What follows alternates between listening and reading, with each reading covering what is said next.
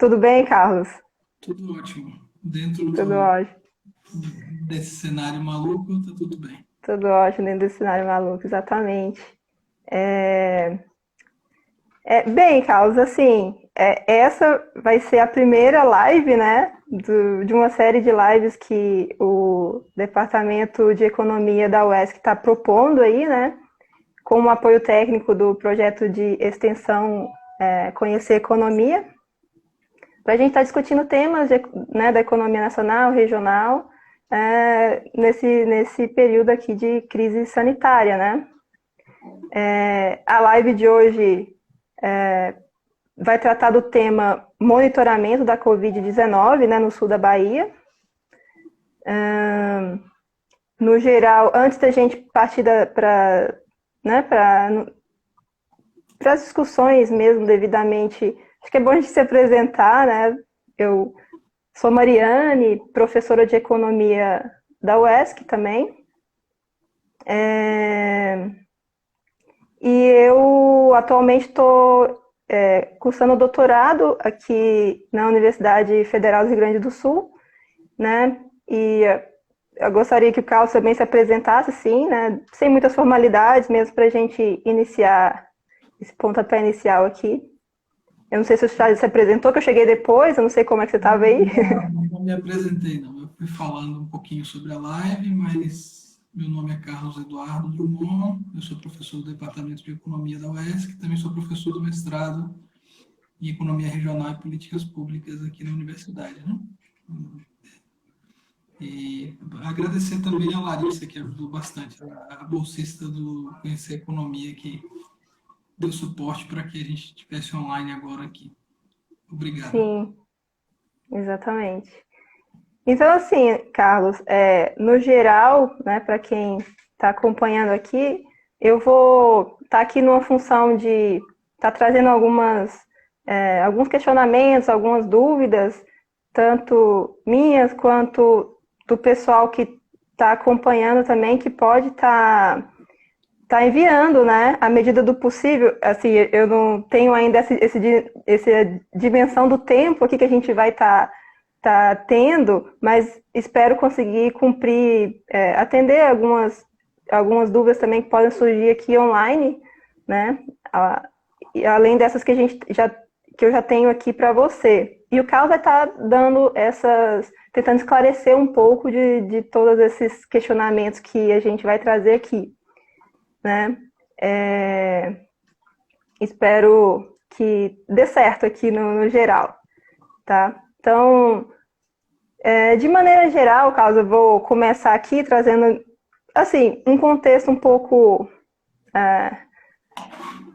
meu mesmo, né, de inquietação que às vezes a gente tem, que é uma coisa que eu percebo muito, que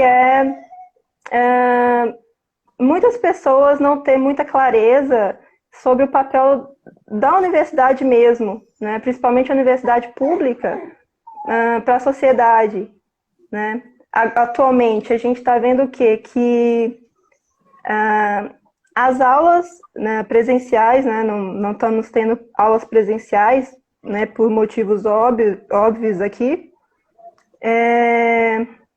mas diariamente a gente está vendo no noticiário trazendo constantemente iniciativas que partem de universidades, né, nessa ajuda de combater a pandemia, né? E isso acaba evidenciando aqui, de certa maneira, essa clareza de dois pilares muito importantes que a universidade tem, além do ensino, que é a pesquisa e a extensão.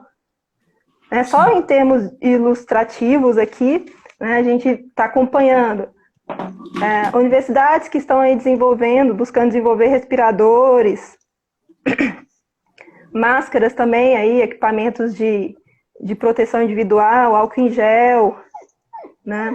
Os laboratórios também que estão sendo utilizados para testes de detecção do coronavírus, estudos aí com plasmas, enfim, diversas são as áreas, né, que estão agindo para poder ajudar nesse momento.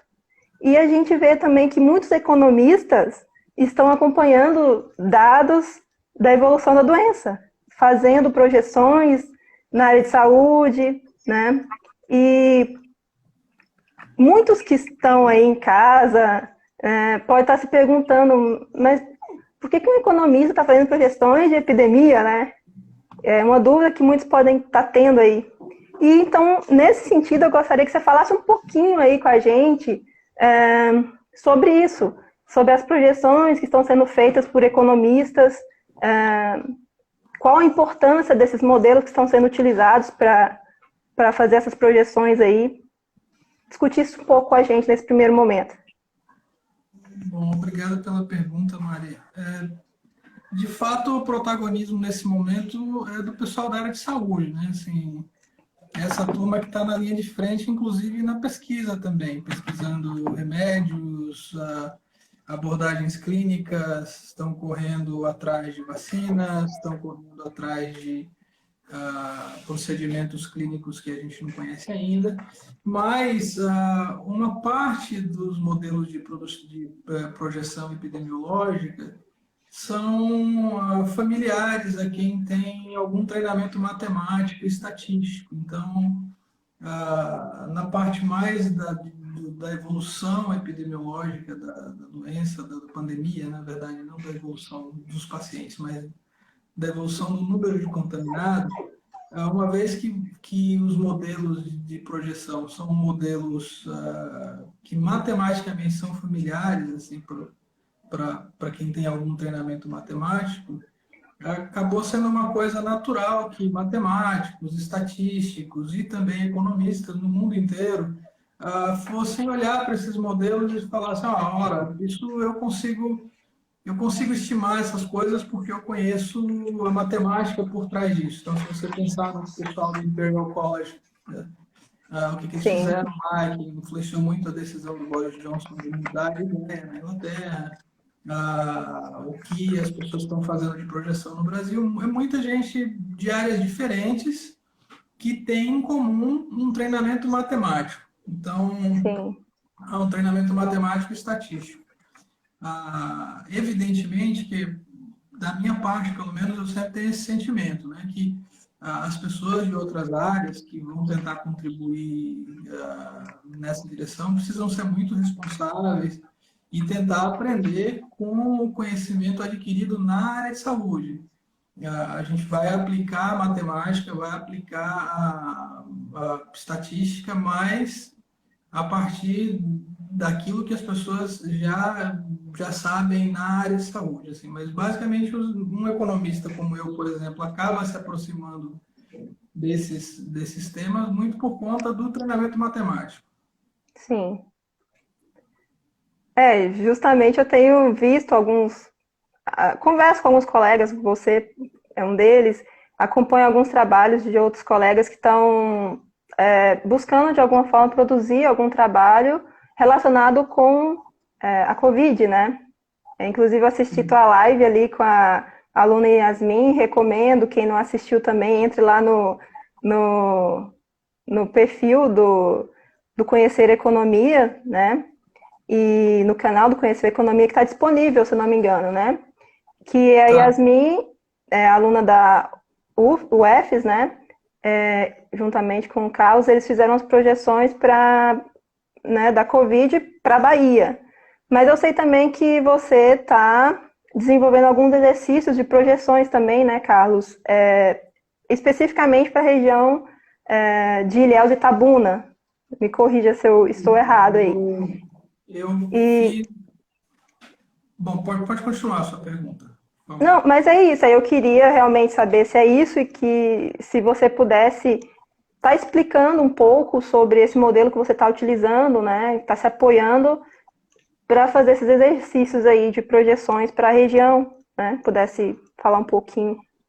Então, assim, muita gente com quem eu interajo, assim, trabalhando antes só com a economia, depois que aconteceu esse fato gigantesco no mundo, as pessoas começaram a se interessar por isso e A primeira coisa que muita gente fez foi usar modelos estatísticos, assim, tentar estimar uma curva exponencial, estimar alguma coisa usando séries temporais, que são técnicas que os economistas conhecem bem. Mas tem um modelo em particular que se tornou muito popular nas últimas semanas e nos últimos 2 meses, que é um modelo conhecido pela sigla SIR, S-I-R. Então, essa sigla é uma sigla para suscetível, infectado e recuperado. Então, imagina que você tem uma comunidade, que você tem essas três categorias de pessoas, né? As pessoas que ainda não se contaminaram, então elas são suscetíveis.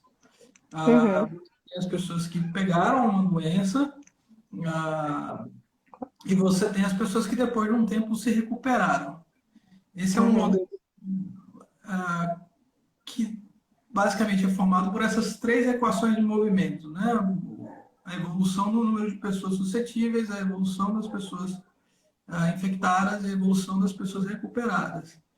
Tem muita gente fazendo esse modelo para o mundo inteiro.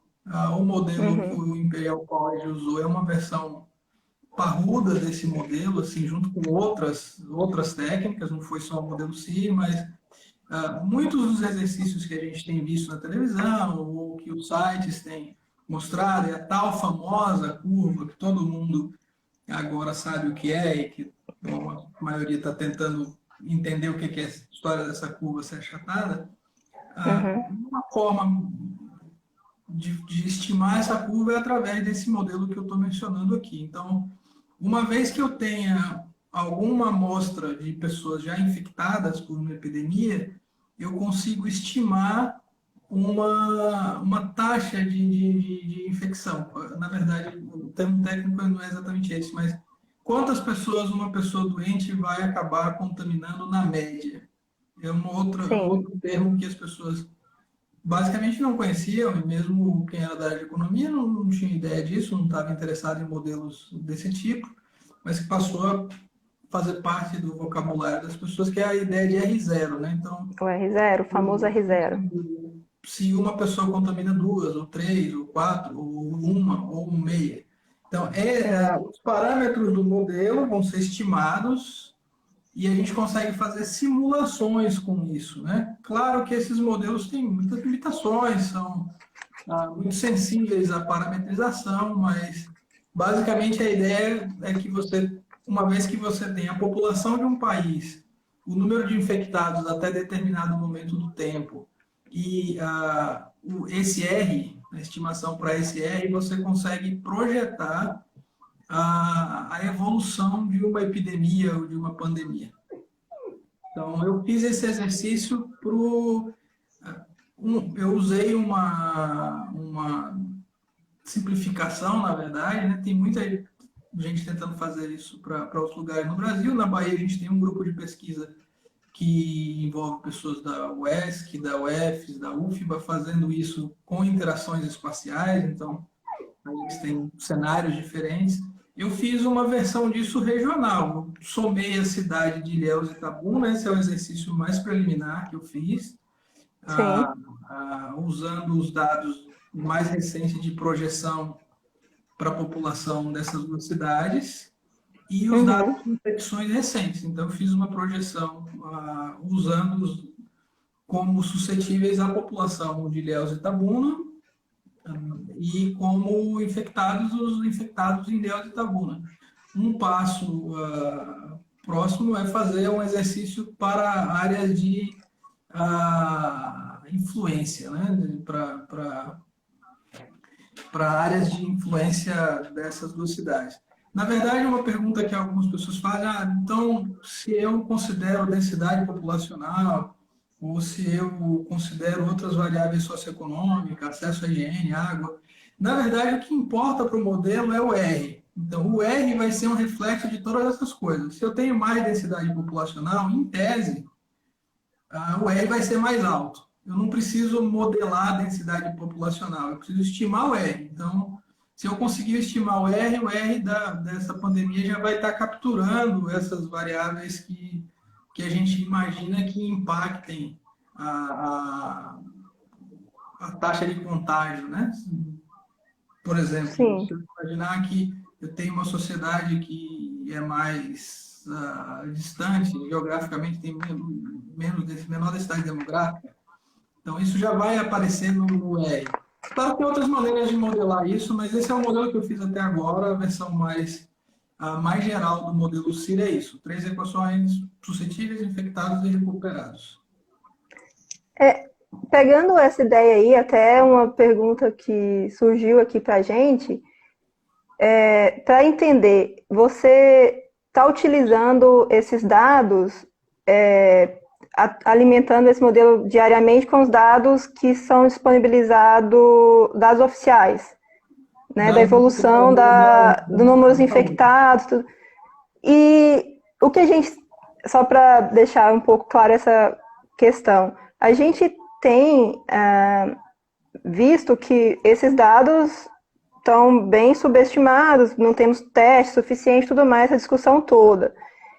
Então, eu queria saber, né, até uma pergunta chegou para a gente, se esse modelo que você está utilizando, se você usa algum fator de correção, por exemplo, para essa subnotificação, ou se realmente essa estimação que você está tendo aí, essa projeção que você está tendo, ela também poderia considerar como subestimada da realidade, alguma coisa desse tipo. Bom, pode ser. Você pode ter uma subestimação do número de pessoas infectadas até agora. Não, eu não fiz nenhuma correção para esse número. Para ser honesto, Uhum. eu acho que no início não faz muita diferença. Ah, mesmo tendo alguma algum impacto no número de infectados até agora, no início não vai fazer muita diferença, teria que ser uma diferença muito grande para mudar muita coisa no modelo, então, não fiz nenhuma correção, estou usando os dados oficiais, as estatísticas oficiais, né, Estatísticas oficiais mesmo. até agora. Então, por exemplo, com as simulações que eu fiz, os meus resultados são um pouquinho diferentes do que o pessoal faz lá no portal Covid, né, que eles fazem com interação espacial. Sim, Imaginar que tem fluxo entre os municípios. No caso deles, o pico dá mais para frente. Na simulação que eu fiz, a última que eu fiz, o pico da epidemia nas duas cidades somadas aconteceria no dia 21 de maio.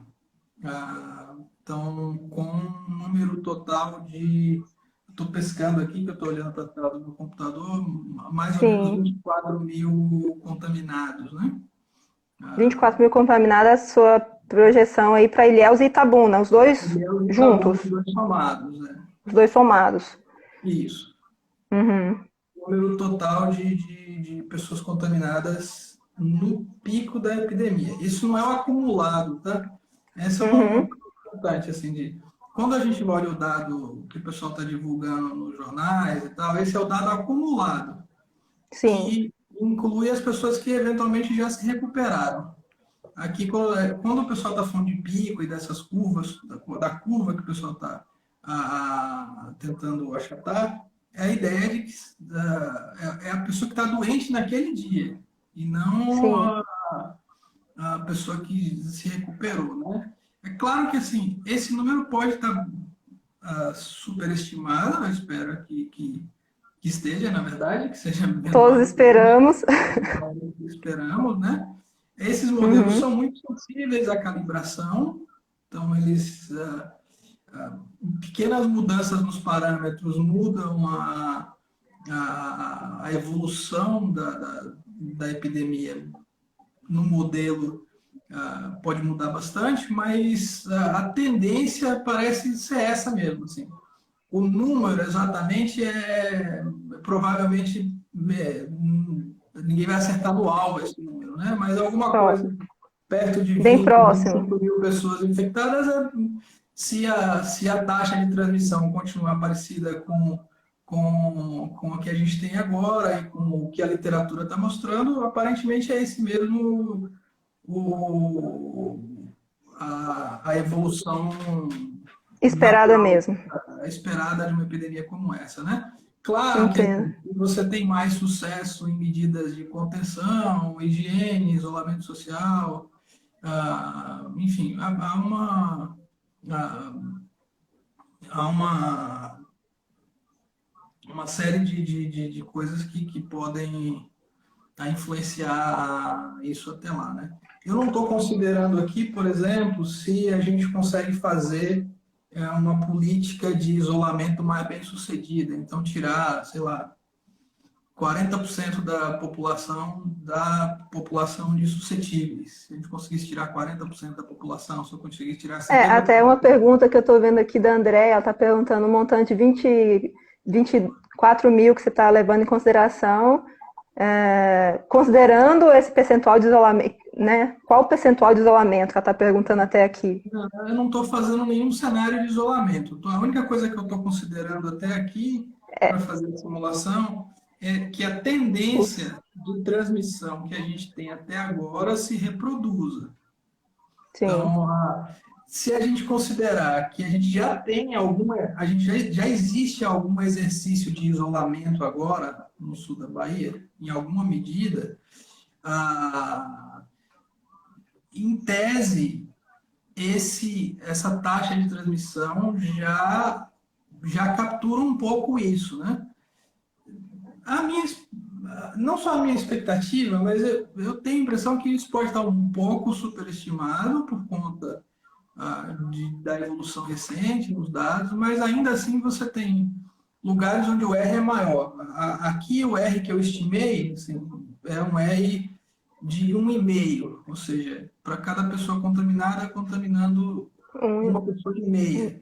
Uhum. Você tem estimativas na literatura para essa pandemia de 2,5, 3, mais alto do que isso, né? Então, esse é um R bastante conservador, que é o que está sendo estimado na simulação que eu estou fazendo. Ah, Sim. bom, ah, a coisa do isolamento atual, talvez se a gente conseguir fazer alguma medida de isolamento mais focada, ou quais. Eu não estou simulando cenários novos aqui, né? Estou mantendo Uhum. o que a gente tem até agora. Eu não sei se eu já perguntei isso para você em outro momento, mas você está utilizando como subsídio para desenvolver esse modelo é o R? Eu estou usando o R, mas isso É o R, né? não é esse mesmo tipo de modelo pode ser feito em outros Não, pacotes, sim. mas é mais fácil programar no R esse tipo de sistema de equações diferenciais. Assim, é o nome técnico disso que Sim. importa pouco para o público mais geral, né? Aham. Eu acho até, só puxando um gancho aqui, já que, né, que eu lembrei aqui desse R, que eu lembrei que eu vejo muitos cursos, né, que estão sendo disponibilizados online, inclusive o R é um deles, de repente pode ser um interesse aí para alunos que se interessar, cursos até gratuitos, né, em algumas plataformas, acho que alunos que se interessar em estar fazendo algo desse tipo e que, enfim, só Sim. para é uma num momento desse de isolamento, talvez buscando expandir conhecimento de alguma maneira, é uma boa iniciativa aí de buscar esses cursos. Só fazer um comentário, Mária, assim, que eu acho que é uma coisa que muita gente tem dúvida, né? Que é, a gente tem um estoque de pessoas doentes, eu estou falando assim, mas Uhum, não é uma insensibilidade com a situação, é mais sim. para a gente entender, perdão, aqui, a gente Uhum, entender o que há de fato, né? Assim, alguém perguntou agora há pouco se isso é do somatório. Não, isso não é o somatório. Isso é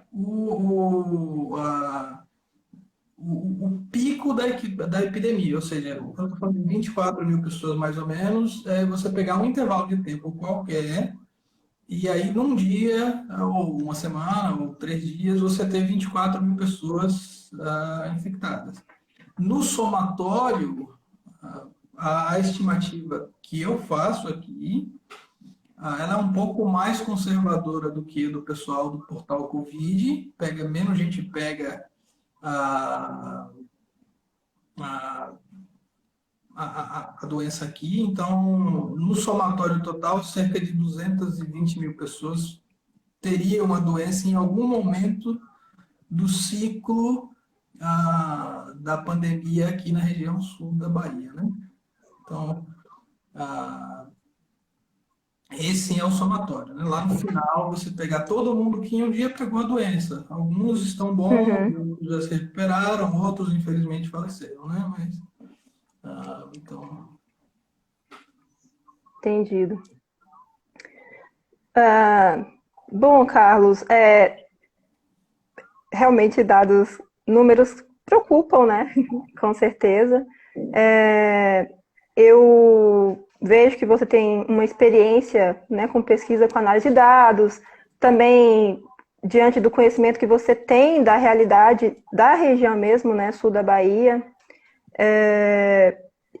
Eu queria saber, assim, na sua opinião, quais os dados que seriam importantes estarem sendo monitorados, né, nesse período, hoje já, para estar produzindo análises e respostas científicas nesse curto prazo que subsidiam os tomadores de decisão, assim, que muitos estão precisando, né? Muitos se precisa dessas respostas aí. Bom, a gente tem um problema, assim, quando a gente pensa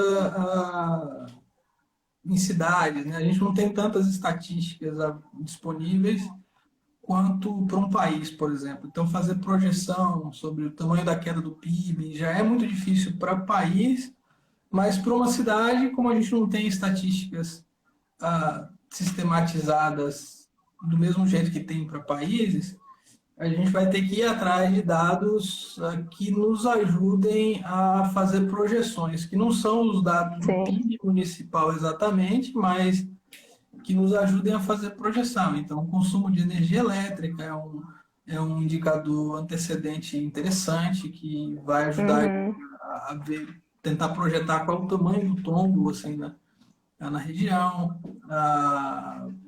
Se a gente tiver acesso a dados sobre emprego para a região, dados sobre dados no varejo, são dados interessantes de você acompanhar a atividade econômica, embora nesse momento tenha uma distorção grande, né? O varejo de alimentos teve crescimento recentemente, ao contrário de todos os outros setores, mas é um momento muito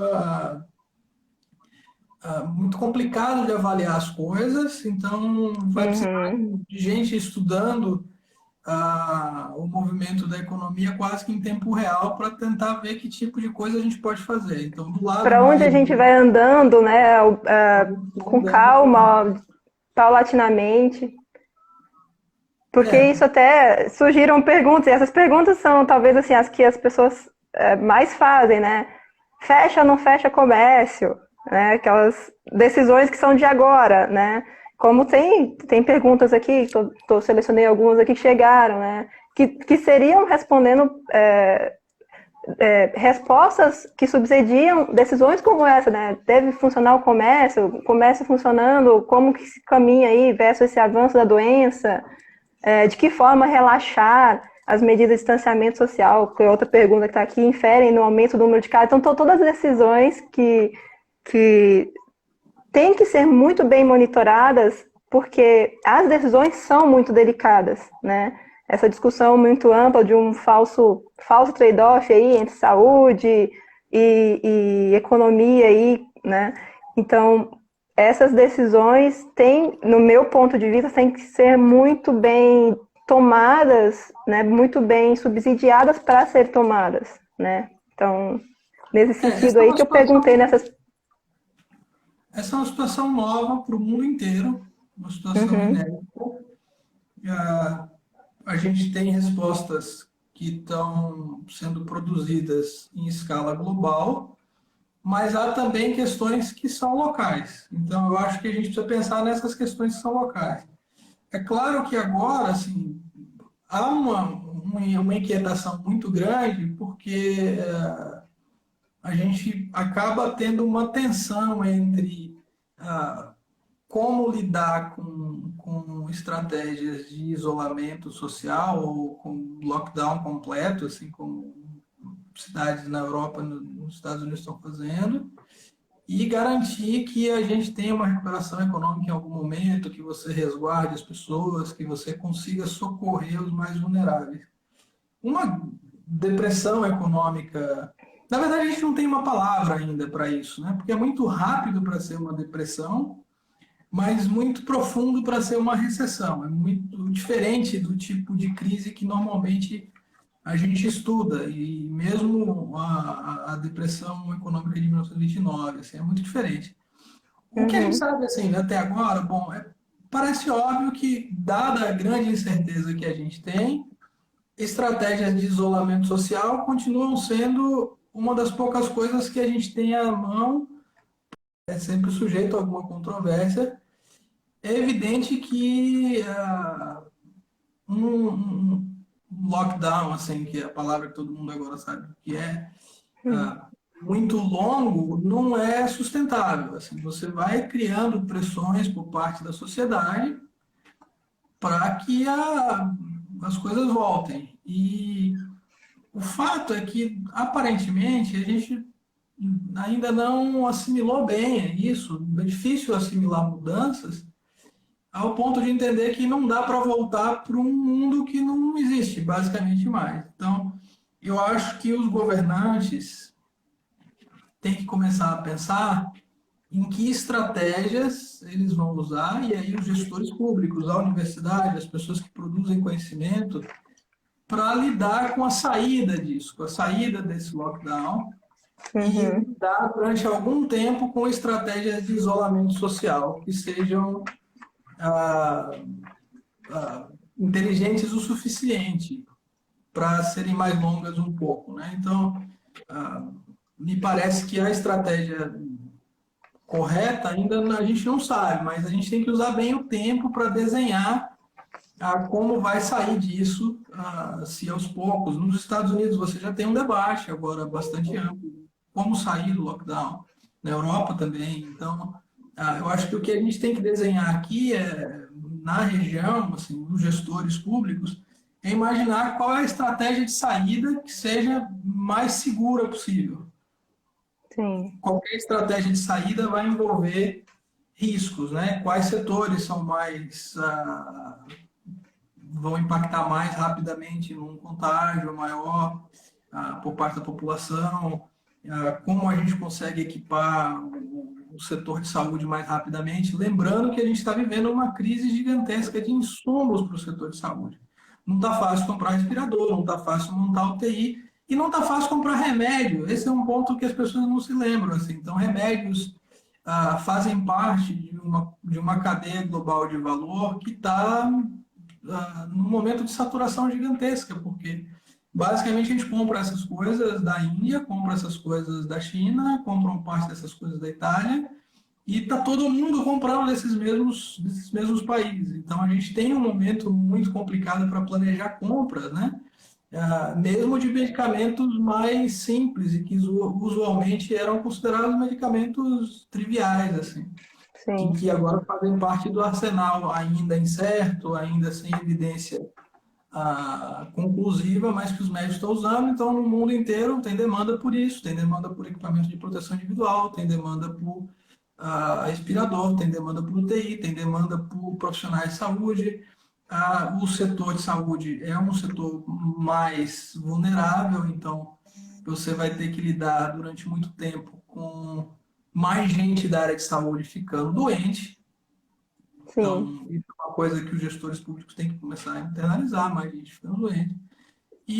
Mas a gente não tem uma bala de prata, não tem uma resposta que alguém tenha nesse momento de não, assim que faz, desse jeito e tal. As pessoas, é uma coisa um processo de aprendizado, cujos parâmetros vão sendo alterados na medida em que a gente está aprendendo sobre isso. Os economistas estão aprendendo sobre isso. Até projetar, por exemplo, o tamanho da queda do PIB no mundo agora não é um exercício fácil, né? A gente sabe que vai cair muito, mas quanto é difícil prever. Qual é o desenho da recuperação também é difícil prever, porque você tem um cenário de incerteza global gigantesco.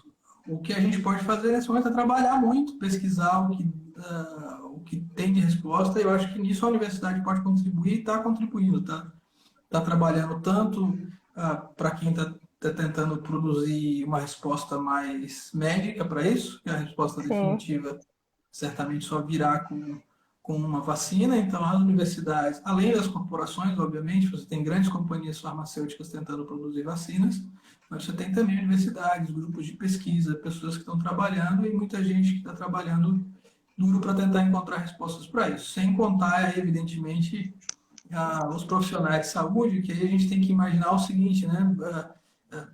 É muito comum a gente pensar assim, o que a universidade faz pela região, o que a universidade faz pelos lugares e tal. Uma das coisas que a universidade faz, dentre tantas outras, é permitir que você tenha um corpo de trabalhadores qualificados numa determinada região. Então, a gente com certeza está se beneficiando bastante aqui nesse momento de pessoas que passaram pela UESC nos cursos da área de saúde, que estão na linha de frente do combate a essa pandemia, né? E que Uhum. merecem. E muitas coisas precisam de respostas tão rápidas e que essas respostas são até simples, como precisamos de álcool em gel, a universidade se virou e produziu álcool em gel, e nesse quesito de estar espalhado em regiões, ter essas universidades que puderam subsidiar nesses quesitos e que estão ainda subsidiando, eu vejo como realmente muito importante, assim, né, da universidade responder muito rapidamente com toda a sua capacidade, né, de produção de conhecimento. Então, realmente Bom, muito importante. as universidades têm trabalhado bastante, especialmente nisso que você está falando, né? Além da parte de pesquisa, as universidades têm usado os seus equipamentos para produzir testes, tem um teste sendo desenvolvido, acho que já está em um estágio bem avançado na Unicamp, um teste rápido que eles estão produzindo lá. A gente aqui ajudou a produzir máscaras, equipamentos. Claro que é um esforço, nesse momento é quase que um esforço de guerra, né? Então, Sim. as coisas são feitas como dá para ser feito. Então, no caso da UESC, por exemplo, o pessoal estava usando uma estrutura de impressora 3D. Tem muita gente no mundo fazendo aquele tipo de EPI com impressora 3D, com projetos que são open source, assim. Então, essa é uma das coisas legais que você tem hoje disponível de compartilhamento de conhecimento que não existiam há 10, 15 anos atrás, que é uma rapidez grande de colaboração entre pesquisadores, né? Então, por exemplo, o Uhum. acesso aos dados do Covid-19 é uma coisa absurdamente rápida para quem está interessado em fazer pesquisa sobre isso, né? Então, você consegue acessar dados, pelo menos para países, em tempo quase que real, assim, dos contaminados, pelo menos os casos oficiais. Isso dá uma rapidez maior para a gente estudar, para a gente tentar entender como isso funciona. É claro que isso também tem os efeitos, eu acho que não são tão legais assim, que são os efeitos negativos. Como está todo mundo correndo muito atrás disso, resultados muito preliminares de pesquisa acabam sendo divulgados de maneira um pouco irresponsável. Então, isso é uma coisa chata também, porque aí pinta alguém que fez um teste in vitro de um medicamento, e aí o público em geral não sabe o que significa fazer teste in vitro, o quão comum Uhum. isso é, o quanto preliminar isso é. Então, isso é uma coisa que também eu acho que os pesquisadores e a universidade têm um papel importante de moderador nisso e tem que se incumbir de uma responsabilidade ainda maior da divulgação científica nesse momento. Eu Uhum. sempre tento, como por exemplo nesse caso das simulações, né, todo mundo muito preocupado com esses números. Então, o meu recado para as pessoas é: olha, a gente tem uma tendência que eu espero que não se realize, mas mesmo que estiver errada em alguma medida, a tendência que a gente está verificando no mundo é uma contaminação acelerada que os modelos estão ajudando a prever.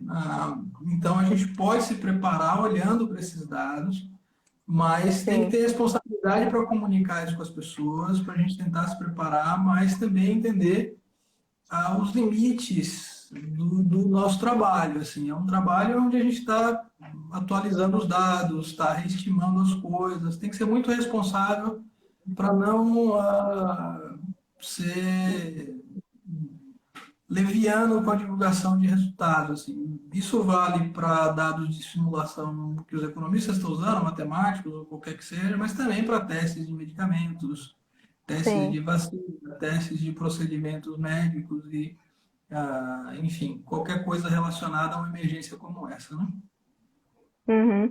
Eu até perguntei anteriormente em relação àqueles dados que seriam importantes estarem sendo monitorados para essa resposta imediata, quase, né, de tomada de decisões de hoje. Mas a gente certamente vai ter, né, futuramente, alunos que estarão aí nas universidades querendo desenvolver seus trabalhos de monografias, dissertações, até tese e tudo mais, artigos científicos de diversas formas na área de economia, e que querem analisar justamente esse momento atual, né, de impactos socioeconômicos para a região aí, por exemplo, né, no sul da Bahia, ou em outras regiões, emprego, renda, enfim, né, dessa pandemia. Aí eu faço uma outra pergunta para você. O que mudaria? Será teriam outros dados que não esse que você falou para imediato, que você pensaria para respostas de para esses trabalhos, né? Na verdade, eu perguntaria até antes disso, se você sugeriria até perguntas possíveis de serem feitas nesses trabalhos futuros, ou alguma lacuna na área de conhecimento aí que pode estar existindo, tá? E que quais os dados que eu estaria tendo que monitorar agora para muitas vezes tendo até que construir esses dados para poder suprir responder essas perguntas, né, futuras, de pesquisas futuras ali, que voltadas para esse momento. O que você Olha, sugeriria aí? eu acho que existem muitas perguntas possíveis e certamente a gente vai ter uma infinidade de trabalhos depois que isso passar, olhando para os efeitos socioeconômicos, políticos de uma pandemia como essa, né? Uhum. Que não serão só efeitos epidemiológicos, certamente a gente vai ter efeitos até políticos, né? É muito provável que políticos ganhem e percam popularidade por conta de uma situação como essa. Já está acontecendo. Por exemplo, na Alemanha, a Angela Merkel, que era uma pessoa uma política profissional que tinha perdido popularidade, ganhou muita popularidade recentemente, né, por conta da maneira como ela reagiu a essa crise. Então, em muitas áreas do conhecimento, você vai ter trabalhos tentando entender qual é o impacto que uma crise que começa na saúde, com um vírus, que é uma coisa que a gente não enxerga, muda a vida das pessoas em diferentes dimensões. Eu realmente estou muito curioso para saber o que vai acontecer com a pobreza e a distribuição de renda no mundo. Assim. Momentos como esse, de crise, claro que esse é um momento muito Dar uma particular, né? chacoalhada Mas em na momentos em que lógica. você tem mudança no nível de riqueza, você queima capital e você também tem mudança na estrutura socioeconômica, existe um potencial muito grande de você ter mudanças na estrutura de distribuição de renda e no nível de pobreza no mundo. Tanto existe a possibilidade de a gente caminhar para um equilíbrio diferente, melhor, assim, imaginar que, como foi no pós-guerra, uma grande queima de capital melhora a distribuição de renda no mundo, aí você Isso. digamos, de onde políticas de transferência de renda se tornem mais bem entendidas pelos governos e mais aceitas pela sociedade em geral, políticas de renda mínima, coisas dessa natureza se tornem mais comuns e mais aceitas como parte das sociedades ocidentais modernas, mas também há o risco de a gente ter um crescimento gigantesco no nível de pobreza, uma quebra gigantesca no nível de bem-estar que dure mais tempo, uma piora na distribuição de renda. Então, essa é uma das perguntas que certamente é das primeiras que a gente vai ter que tentar responder. E tem um lado da academia que é, não, ok, o que eu posso entender disso, o que está acontecendo, e tem um lado da política pública, né? Isso Sim. vale tanto para as coisas mais locais quanto para o nível mais macro, assim. O que a política pública pode fazer para atenuar os efeitos disso, né? Agora a gente já está fazendo, de alguma maneira, você tem um exercício de transferência de renda sem precedentes no mundo acontecendo, né? É muito dinheiro que está sendo transferido diretamente para as famílias, no mundo inteiro.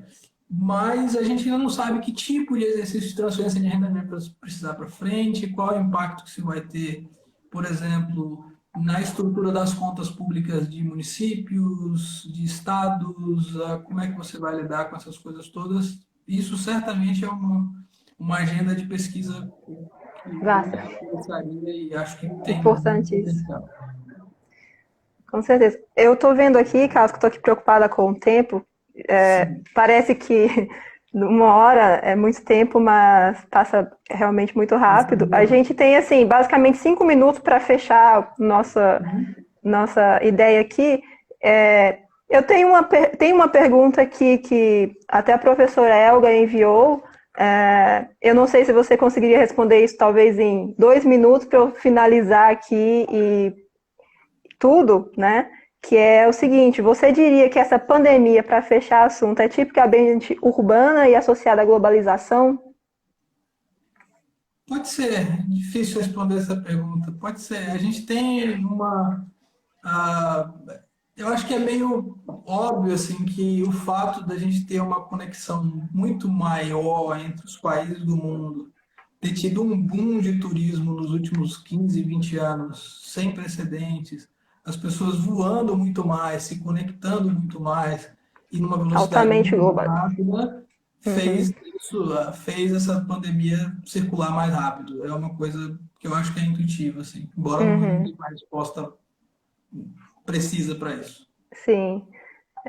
Mas é isso, no geral, acho que pelo tempo aqui, eu não sei se você quer fazer alguma consideração final, assim, que faltou em algum momento que você pensa em falar, de maneira desfecho aqui, né?